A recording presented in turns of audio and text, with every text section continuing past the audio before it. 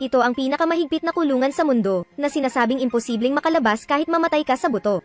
Dahil ang selda ng bilangguan ay itinayo 10,000 metro sa ilalim ng lupa, kahit na ang entrance door ay gawa sa titanium alloy. Ang ganitong mahigpit na bilangguan ay nagtataglay lamang ng 6 na bilanggo, ang numero 1 dealer ng armas ng Amerika. Si Cobra at ang kanyang mentor na si Dr. Dalawang tao na ganap sa tubo ng solusyon ay nag-aatubili na mabuhay.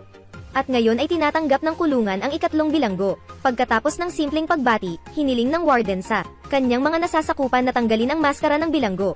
Biglang ito ay ang napakalakas na Storm Shadow, na sinadyang pumatay sa Pangulo ng Pakistan. Mula noon ay naaresto. Ang pangunahing layunin ay iligtas ang doktor na nakalak dito. Ngunit walang kahit katiting na pag-aalala si Chief Tom na inakala niyang hindi makakatakas ang kamatayan sa lugar na ito.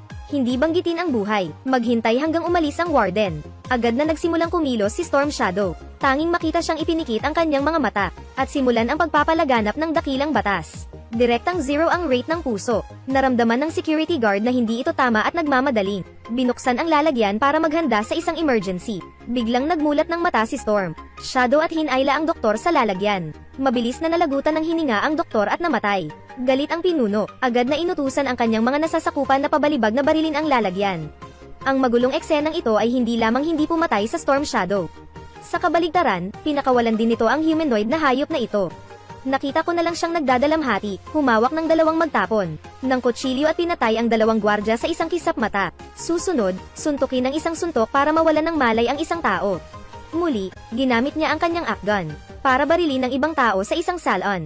Natakot ang warden sa puntong nabasa ang pantalon nito nang makakita ng ganoong brutal na palabas. At nagsimulang tipunin ni Storm Shadow ang kanyang 6 na metrong haba na espada. Mabangis na paglaslas sa mga gwardya na nakarinig ng tunog ng pagtakbo. Labanan para makumpleto ang mga panlaban sa hangin.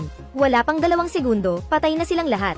Hindi maganda ang pakiramdam ng warden at mabilis. Nakinuha ang stimulator at itinulak ito sa tubig. Ang Storm Shadow ay halos nabigla sa isang boltahe ng 1,000 boltahe para sa kaluluwa upang maghiwa-hiwalay.